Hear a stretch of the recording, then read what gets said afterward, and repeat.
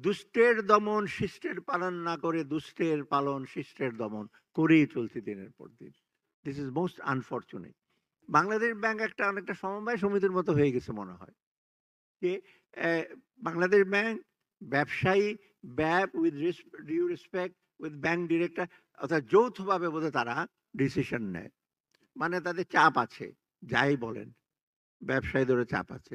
অতএব বাংলাদেশ ব্যাংক নিয়ন্ত্রণকারী কর্তৃপক্ষ বলতে নিয়ন্ত্রণকারী কর্তৃপক্ষ হতে থাকবে।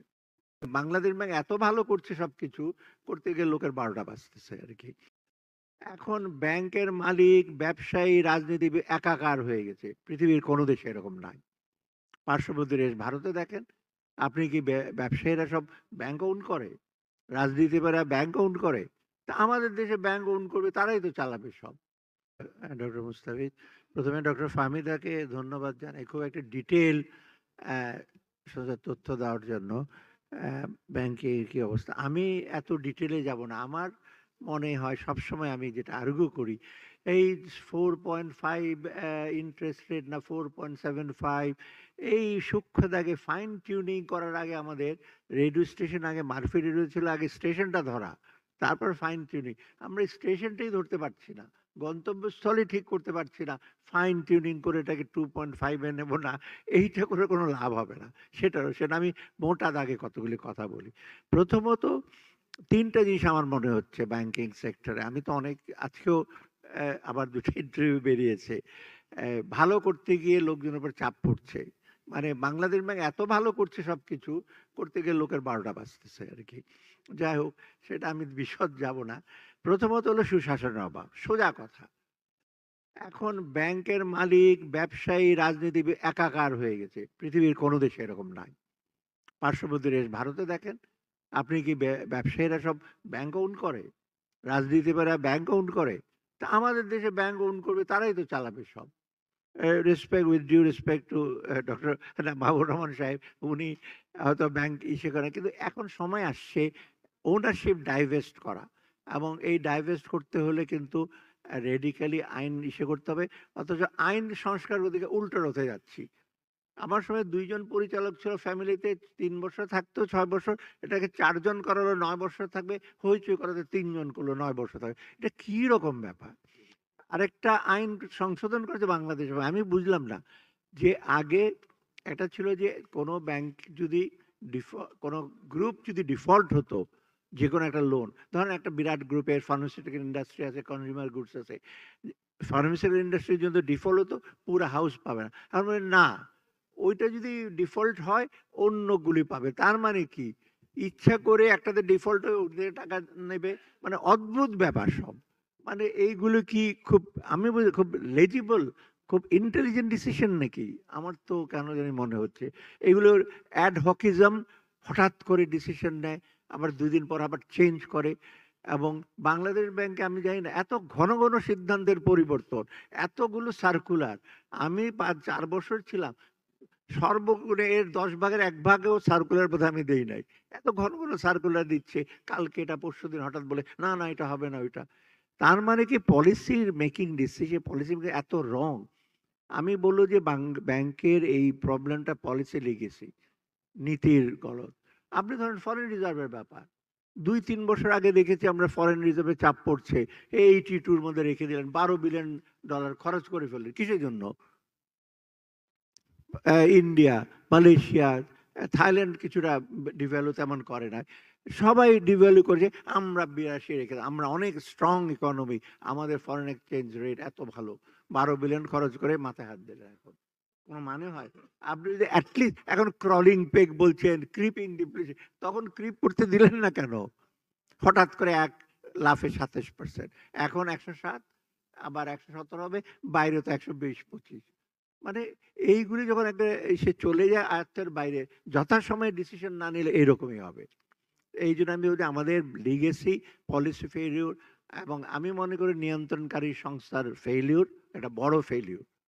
শুধু পলিটিশিয়ান দোষ দিলে চলবে না। আমার সময় তো পলিটিশিয়ান তো ছিল। তারা কি নতুন ব্যাংক চায় নাই? নতুন ব্যাংক তো অনেক ইস্যু করেছে। We engage with the politicians, argue করেছি।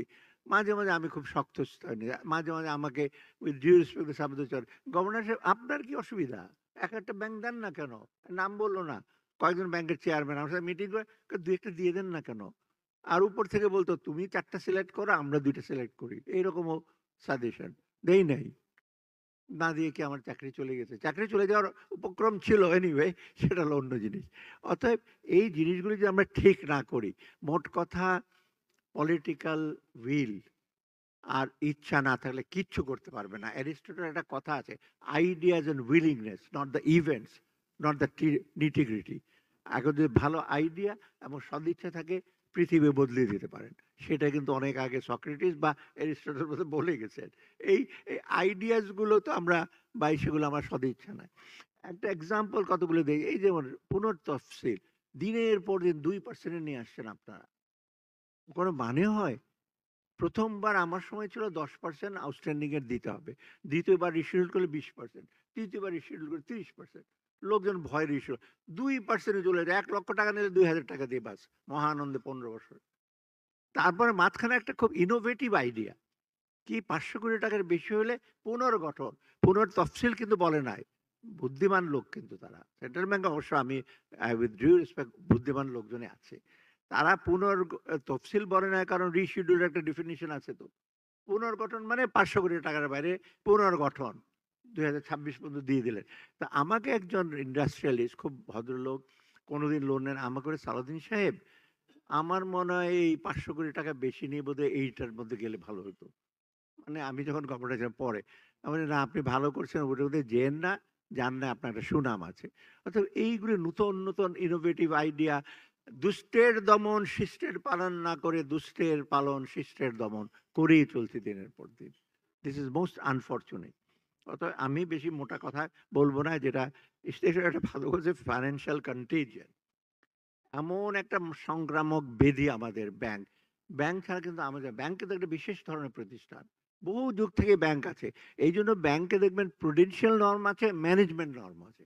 একটা ফার্মাসিউটিক্যাল কোম্পানিকে আপনি বলবেন না। বাট একটা গাড়ির কোম্পানি বলে লাল রঙের ওনাকে বিক্রি করবেন না।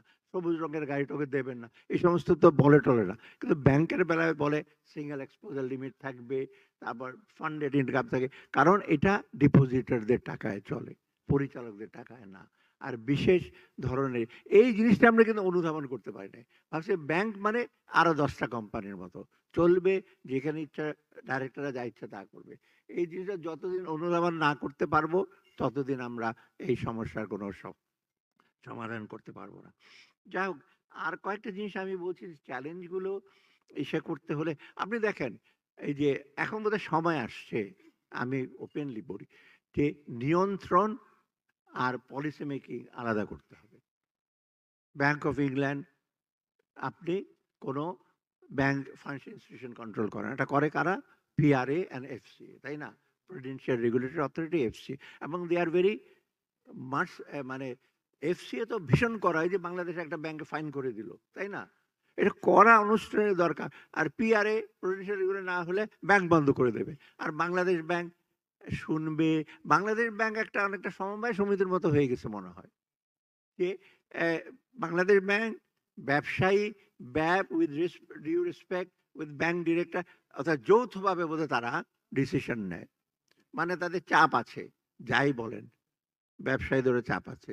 অতএব বাংলাদেশ ব্যাংক নিয়ন্ত্রণকারী কর্তৃপক্ষ বলতে নিয়ন্ত্রণকারী কর্তৃপক্ষ হতে থাকবে। ভেরি স্ট্রং স্ট্যান্ড নেবে, শক্ত হাতে। এটা করেছি, বিচারবে। নিজ আর রিয়েকশন করে লাভ নাই। হঠাৎ করে চিন্তা করলাম, কে কি বলল, আবার করে ফেললাম, আবার আরেকজন বলল। এই যে অনবরত চলছে, এটা কিন্তু আমার মনে হয় একটা মঙ্গলজনক না। এটা ঠিক যে আপনারা অনেকে আর্গু করেছেন ফাইন্যান্স ডিভিশন বাদ দিয়ে দেন, এতে সলভ হবে না। আরে বাংলাদেশ ব্যাংকের যথেষ্ট অটোনমি আছে। মানে আমাকে ক্যাবিনেট সেক্রেটারি ডক্টর সাদাত আমাকে প্রায়ই বলতেন, খুব করো, "আরে তুমি তো মহা এই শক্তিমান।" আমি বলি, "আপনি ক্যাবিনেট সেক্রেটারি?" কয়, "দূর মিয়া ক্যাবিনেট সেক্রেটারি। একটা লাইন চেঞ্জ করতে প্রাইম মিনিস্টারের কাছে দৌড়াইতে হয়। আর তুমি আজকে এরে মারো, কালকে ওরে মারো, ওই এমডি কে মারো। তুমি তো মহাশক্তিমান।" আমি বলছি অটোনমিটা, তখন উনি বলছে অটোনমি আসলে সে আর্ন করতে হয়, অটোনমি এক্সারসাইজ করতে হয়। দিয়ে দিলাম অটোনমি, কিচ্ছু করলেন না, ভুলে চেয়ারে বসে ঘুরেন, রাত ৯টা পর্যন্ত অপেক্ষা করলেন কি আদেশ আসবে, তারপর সেটাতে সই করলেন। এগুলো আপনারা জানেন ডিটেইল, তাই না? যে বসে থাকি ৯টার সময় কে কোন অর্ডার দেবে। আমি তো ৯টার সময় কোনোদিন বসে থাকি নাই। কে অর্ডার দেবে, কি দেবে? রাত্রেবেলা একবার কি একটু ফরেন এক্সচেঞ্জ ডিব্যাকেল হলো। আমাকে ফাইন্যান্স মিনিস্টার সিঙ্গাপুর থেকে টেলিফোন করে, "আরে কি হলো গভর্নর? এই কি হইছে?" আমি বলছি, "স্যার রাত্রেবেলা কি করব? আমি ফরেন এক্সচেঞ্জ মার্কেটে দৌড়াবো নাকি? আমি দেখব কালকে কি করা যায়।" তারপরের দিন ব্যাংকের সাথে কথা বললাম। মানে এখন যদি এরকম ইস্যু হয়, তার মানে সরি আমি আজকে একটা আ হেডলাইন দিয়েছে কে জানি কোন ইসে। কি অর্থনীতি ঠিক করার দাওয়ায় মানুষের উপর চাপ বাড়াচ্ছে। এই যে অর্থনীতি ঠিক করতে যাচ্ছে পলিসি মেকাররা, দিন, দিন মানুষের জীবিকার সংস্থান এবার দিন, দিন আরো চাপ বাড়ছে। মূল্যস্ফীতি বাড়ছে। IMF এর ডেসক্রিপশন হলো সুদের হার বাড়াও, ক্রলিং পে করো, এতে মূল্যস্ফীতি কমবে না। আজকে আবার আর্গুমেন্ট দেখলাম যে ক্রলিং পেকে ১২৭ টাকা হয়ে গেছে, ইম্পোর্ট কস্ট বেড়ে গেলে আপনার ইসে বাড়বে, মূল্য বাড়বে। তখন একজন আর্গু করে আমরা সুদের হার তো বাড়িয়ে দিয়েছি, মূল্য কমে যাবে। আরে বাবা, সুদের হারের সাথে মূল্যের কি সম্পর্ক? তার মানে আপনি বাজার করতে পারেন, মাছ কিনতে যাবেন, ব্যাংক থেকে ৫০০ টাকা উঠাইতেন, এখন ২,০০০ টাকা উঠাবেন আজকে। আপনার টাকাই তো নাই। মানে আপনি উঠাতে পারবেন না, খেয়ে থাকতে হবে। মানে ভাবটা এমন যে সবই চাহিদা ভিত্তিক। আরে সরবরাহ ভিত্তিক জিনিসটা তো আছে, মার্কেট কন্ট্রোল, সেটা আবার বাংলাদেশ ব্যাংকের কাজ না একা, তাই না? যে বাজারে এসে করবে। অতএব এই যে যৌথভাবে কমার্স মিনিস্ট্রি, তারপরে আপনার কি সাপ্লাই সাইডটা আপনি ঠিক করেন না। ওই যে আবার একটা কি ভোক্তা সংরক্ষণ সংস্থা আছে, হঠাৎ করে ম্যাজিস্ট্রেট ফাইন করে। জুডিশিয়াল ম্যাজিস্ট্রেটের কাজ হলো ফাইন করা, আর কোনো পাওয়ার তো তাদের নাই। এটা তো এক্সিকিউটিভ ম্যাজিস্ট্রেটের মতন না। ফাইন করবে, কারণ বাজারে একটা দোকানে ফাইন করবেন ৫,০০,০০০ টাকা। ৫০ জন ভাই, ভাই ১,০০০ টাকা করে নে তুই, ৫,০০,০০০ টাকা তুই দিয়ে দিলাম। বাস শেষ। দোকান বন্ধ করে দেন না কেন কারণ বাজার ২ দিনের জন্য? বা পুরা ইসে মানে হার্ড ডিসিশন না নিলে এগুলো লাভ হয় না। ফাইন করে ম্যাজিস্ট্রেট বক্তৃতা দিচ্ছে, আমরা দেখছি করব। এখানে কমার্স মিনিস্ট্রি, তারপর ইসে খাদ্য মন্ত্রণালয়, এগুলোর যৌথ যদি না করি কোনো লাভ হবে না। অতএব আমার যে আমি ফাহমিদা অনেকগুলো ইসে বলে একটা ব্যাংকিং কমিশন এখন করা দরকার। আমাদের কথা না শুনুক, অ্যাটলিস্ট কমিশন করে সরকার কিছু শুনুক তাদের কথা। যে চেঞ্জ হয়। এখন তো বিজনেস মডেলও তো চেঞ্জ হয়ে গেছে। একটা মডেল হয়েছে খেলাপি ঋণ বেসড মডেল। তাই না? মানে খেলাপি ঋণ নিয়ে দেবেন না, এটা একটা মডেল। আর এগুলোকে অ্যাড্রেস করতে হলে তো লাগে। আর তাছাড়া বিজনেস তো টেকনিকও চেঞ্জ হয়ে গেছে, তাই না? ভেঞ্চার ক্যাপিটাল আসছে, সিকিউরিটাইজেশনের ব্যাপার আছে, ফ্যাক্টরিং আসছে, বহু কিছু, তাই না? এগুলি তো আপনার অ্যাড্রেস করার জন্য সময় আসছে তো। সেই পুরনো কমিশন বাংলাদেশের ব্যাংকিং সেক্টর বহু চ্যালেঞ্জের মধ্যে গেছে। ফার্স্ট জেনারেশন ব্যাংক কিন্তু অনেক খারাপ হয়ে গেছিল। ভালো হয়ে গেছে না অনেকগুলো? আবার ওরা খারাপ হচ্ছে। অতএব সলিউশন করার কিন্তু ইচ্ছা থাকলে করা যায়। দ্বিতীয়ত আমি বলব যে বাজেল একটা মেনশন করেছে বোধহয় ডক্টর ফাহমিদা। বাজেটের অনেক কিছু তো আমরা পরিপালন করছি না। এই যে ঋণ সঞ্চিতি, অনেকে আর্গুয়ে বলল ঋণ সঞ্চিতি দরকার নাই। আরে বাবা! মিনিমাম ক্যাপিটাল রেশিও দরকার নাই। এগুলো না হলে তো ব্যাংক চলে কি করে? সেই জন্য তো আপনার এলসি করতে গেলে অ্যাট কনফার্মেশন লাগে। অনেক ব্যাংকের আপনার এলসিও অ্যাকসেপ্ট করে না। আবার অনেক ব্যাংকের এলসি, তখন আপনি স্ট্যান্ডার্ড চার্টার্ড ব্যাংকে যাবেন, এইচএসবিতে যাবেন, অ্যাট কনফার্মেশন। আপনার কস্ট অফ ইসে বেড়ে যাবে না? তো এটা এই ধরনের ব্যাংক রেখেই বা লাভ কি বাংলাদেশে? আর আরেকটা হলো আমার অনুরোধ, অ্যাডহকিজম। হঠাৎ করে একটা ডিসিশন নিলে সমস্যার গভীরে যান, গভীরে গিয়ে একটার সাথে একটা সমস্যার আমি বলছি গভীরে গিয়ে এবার দিনের পর দিন তদন্ত সংস্থার মতো কালক্ষেপণ করতেন না। এটা গভীরে যাওয়া মানে একদিন বসে ব্রেন স্টর্মিং করে আপনি পারবেন। আমি একটা স্টোরি বলি, আমি যখন লন্ডনে যখন ফাইন্যান্সিয়াল ক্রাইসিস চলছিল, তখন একজন লোক স্টোরি লিখছে কি a decision with tikka kebab and নান। আমি আশ্চর্য পড়লাম। ব্যাংক অফ ইংল্যান্ডের গভর্নর লর্ড মার্ভিন কিং ছিল তখন। আমরা তার সাথে বসে সারাদিন বসে টিক্কা কাবাব আর নান খেয়ে ওনারা ডিসিশন নিতে। আর ওদিকে আমেরিকাতে মায়ামিতে না কোথায় গিয়ে কয় লক্ষ ডলার খরচ করে ৭ দিন বসে ফুর্তি করে ডিসিশন নিয়েছে। আমাদের দেশে তো ওইরকম আমেরিকার মতো মায়ামিতে গিয়ে, যা হোক আরেকটা গল্প এখন আছে, ৩০ জন এমডি নাকি চলে যাবে আমেরিকাতে। যাই হোক সেটাতে আমি গেলাম না। তো অতএব এই এক্সপেন্সিভ ওয়েতে যদি আপনি প্রশিক্ষণ নিতে চান, এই এক্সপেন্সিভ ওয়েতে যদি আপনি ৪-৫ জন ব্যাংকে পাঠান, ওরাই সব ট্রেনিং দেবে। ট্রেজারি ডিপার্টমেন্টে এখানে ৩০ জনকে যাওয়া লাগবে ওখানে। আমি তো আমি আমি কিন্তু এগুলো ঠিক বুঝতে পারছি না একেবারে। আমরা একটা ট্রেনিং ফর ট্রেনার, আমরা ৫ জনকে ট্রেনিং দেই। সে আসে আরো ৫ জনকে, আরো ২০ জনকে ট্রেনিং দেয়। এখন কি ট্রেজারি ডিপার্টমেন্ট বাংলাদেশ ব্যাংক থেকে অনেকে তো গেছে, তাই না? মানি লন্ডারিং ১ জন ২ জন গেছে, বাজার গেছে। না এখন ৩০ না ২৫ জন চলে যাচ্ছে। মানে আ আ আমার যেন একটু কনফিউজ। সো এড হকিজম বাদ দিবেন। আর লাস্ট আমি বলি যে আমি খুব প্লেজেন্টলি সারপ্রাইজ যে ব্যালেন্স শিট অফ ব্যাংকস বলে একটা বই, যা তিহল বলে একটা বই লিখেছিলেন নোবেল প্রাইজ উইনার। ব্যালেন্স ২০০৭-৮ এর পরে। বলল যে কেন বাজেল 1 হলো, 2 হলো, তারপর ব্যাংক ফেল করে। ব্যাংক ফেল করছে কারণ গভর্নেন্স এর আবার করাপশন, একটা আরেকটা জিনিস করাপশন একটা। এইগুলির জন্য হচ্ছে। তো ব্যালেন্স অফ ব্যাংকে যেসব কথাগুলি বলেছিলেন বাংলাদেশ, ওই ভদ্রলোকরা বাংলাদেশ দেখে নাই বা স্টাডি, এইগুলিটি কিন্তু আমাদের দেশে প্রযোজ্য।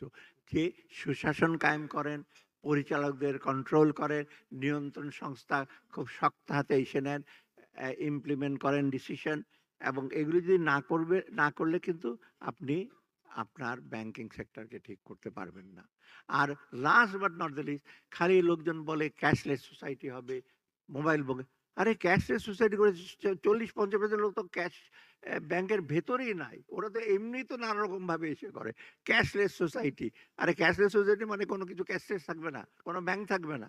মানে ধারণা হলো ব্যাংক-ট্যাংক যা হবার হইতেছে আমরা ওইদিকে মোবাইল ফাইন্যান্সিয়াল সার্ভিস, নগদ, তারপর ইউপে এগুলি দিয়ে ব্যবসা চালাই। এটা কি সম্ভব?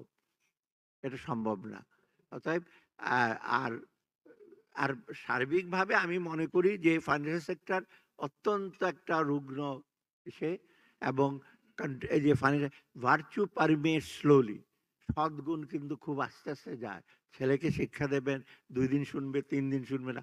আর ভার্চু ছেলেকে বলবে তুই গিয়ে এই জিনিসটা কিনে ফেল একটা, সে একেবারে সাথে সাথে ১০ জনকে নিয়ে কিনে ফেলবে খারাপ জিনিস। অর্থাৎ আমাদের কন্টিজেন্ট এত দ্রুত ছড়াচ্ছে, পুরা ব্যবসাটাকে, পুরা দেশটা কিন্তু আমাদেরকে একটা ভালনারেবিলিটি, যেটা আমি বলবো যে ভালনারেবিলিটি ইন্ডেক্স, যদি আমরা নাকি এসে ভালনারেবিলিটি ইন্ডেক্স নাকি ভালো, আমি আই ডাউট।